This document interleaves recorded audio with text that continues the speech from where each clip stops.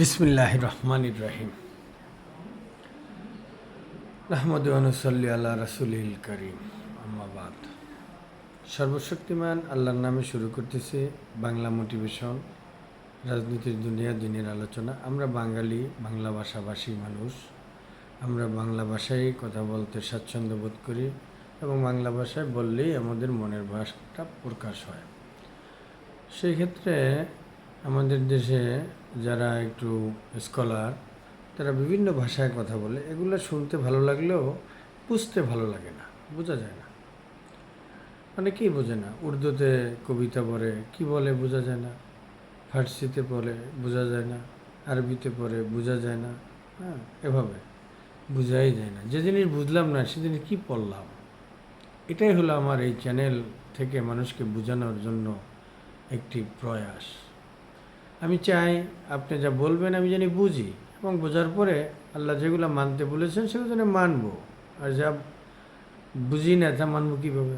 সেজন্য আমার উদ্দেশ্য হলো মানুষ যা বলবে সেটা বুঝে সে মানবে। এটাই হলো আল্লাহ তাআলার কর্ম। এটাকে আমল বলা হয়, কর্ম বলা হয়। আপনি কর্ম করলেন না, আপনি পরীক্ষা দিতে গেলেন, কিছুই লিখলেন না, তাহলে আপনাকে কি এক্সামিনার মার্ক দিবে? আল্লাহ তাআলা পৃথিবীতে পরীক্ষা স্বরূপ পাঠিয়েছে তার এই গোলামদেরকে, জিন এবং ইনসানকে। আল্লাহর কিছু বিধিবিধান দিয়ে পাঠিয়েছে। সে বিধিবিধান আপনি বুঝলেনই না, মানলেনই না, তাহলে সেই পরীক্ষা আপনি পাস ফেল কী করবেন?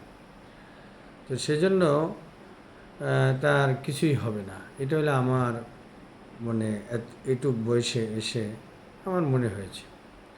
আমি ইসলামিক এত ভালো কিছু জানি না, তবে আমার কাছে মনে হয়েছে বেশি কিছু জানতে হয় না।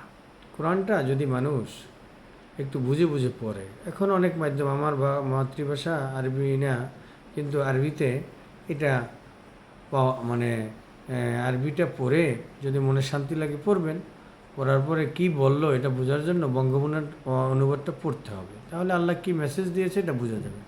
আমি বিশ্বাস করি এই আল্লাহ তাআলা কোরআনে যে সূরাগুলি বা আয়াতগুলি নাজিল করেছেন, হ্যাঁ, ধীরে ধীরে দীর্ঘ 23 বছর বসে কেন করাইছে? যাতে মানুষ সহজে বুঝতে পারে। আল্লাহ তাআলা খুলে খুলে এটা বর্ণনা করেছে, বিস্তারিত বর্ণনা করেছে, এবং এটা বুঝলেই সব কিছু বোঝা হয়ে যাবে, এটা বারবার বলেছে আল্লাহ তাআলা। কিন্তু আমরা এই সহজ জিনিসগুলো আরবিতে বলে তো আসলে বুঝি না। মানুষকে যদি জিজ্ঞেস করা হয়, সূরা ফাতিহা কোরআনের প্রথম সূরা, আয়াত 7টি। এই আয়াতগুলোই মানুষ মুখস্থ করছে, সারা জীবন ধরে পড়ে। এই নামাজের দেশে যে নামাজ, সেই নামাজের সালাতে প্রতি ওয়াক্তেই, প্রতি রাকাতেই, হ্যাঁ, সব সময় মানুষ পড়ে। কিন্তু কি বলেছে আল্লাহ তাআলা, এটা কি মানুষ বোঝার চেষ্টা করেছে কখনো? এবং আমাদের দেশে যারা এই বিষয়ে পণ্ডিত্য অর্জন করেছেন, তারা কি এগুলো কখনো বুঝিয়ে দিয়েছেন? আমি আমার জীবনেও এরকমের দেখি নাই। সেটা যে মাধ্যমেই হোক, অল্প দু এক লাইন বলে বলে এটা আর শেষ করতে পারে না, শেষ করে না, শেষ করা যায় না। বিভিন্নভাবে এর বক্তব্য পাওয়া যায়। তা আমার কথা হলো, আমি যে জিনিস বুঝবো না, আমি কি মানবো, কি পড়বো, কি তাতে ফায়দা কী? এটাই আমার এতদিনে একটা চিন্তা চেতনা আসছে। সেই জন্য আমি চিন্তা করেছি আমি যতটুকু জানি এটা বাংলায় বলবো, বাংলায় বলবো। আর আরবি যদি আপনাদের পড়া লাগে, কোরআন শরীফ আছে, হ্যাঁ, এটা পড়তে হবে। হ্যাঁ, কোরআন মানেই তো একাগ্রচিত্তে পড়তে হবে।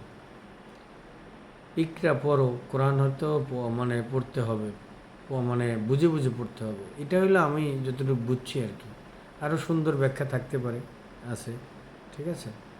তো সেই জন্য আমার বিশ্বাস আপনারা বেশি বেশি আল্লাহ কি বলেছে, যে পৃথিবী বানিয়েছে তার নিয়মকানুন আমি জানলাম না, মানব কীভাবে? এটাই হলো আমার প্রথম কথা। তো সেই জন্য আপনারা এই পৃথিবী যিনি বানিয়েছে, আসমান আর জমিন যে বানিয়েছে, এর ভিতরে যা কিছু বানিয়েছে, এই সৃষ্টিকুলের মালিক কি বিধিবিধান দিয়েছে সেটা জানেন আগে, তারপর মানেন। তাতেই লাভ, তাতেই ফায়দা, আমি যেটুকু বিশ্বাস করি। দেখবেন ভালো লাগবে। আল্লাহ সৃষ্টিকুলের মালিককে আপনি ভয় পাবেন, তার আশ্রয় চাবেন, তার কাছেই সমস্ত চাওয়া পাওয়া। হ্যাঁ, কিন্তু আমরা বিভিন্ন কিছু করি। হ্যাঁ, হ্যাঁ, দোয়া করবেন, আল্লাহ যে দোয়াগুলো শিখিয়ে দিয়েছে সেই দোয়াগুলো করবেন। আল্লাহ কোরআন শরীফে অনেক দোয়া তুলে দিয়েছে, যেমন রব্বানা ফাগফির লানা যুনুবানা ওয়া কাফির আন্না সাইয়্যাতিনা ওয়া তাওয়াফানা মা'আল আবরার। রব্বানা তাকাব্বাল মিন্না ইন্নাকা আনতাস সামিউল আলিম ওয়া তুব আলাইনা ইন্নাকা আনতাত তাওয়াবুর রহিম। কত দোয়া, রব্বানা যালামনা আনফুসানা ওয়া ইল্লাম তাগফির লানা ওয়া তারহামনা লানাকুনান্না মিনাল খাসিরিন। আল্লাহ তাআলা কত দোয়া, এই রব্বানা লা তুযিগ কুলুবানা বাদা ইয হাদাইতানা ওয়া হাব লানা মিন লাদুনকা রাহমা ইন্নাকা আনতাল ওয়াহ্হাব। এভাবে করে করে দোকারে মানে এই কোরআনের ভিতরে বহু দোয়া আছে।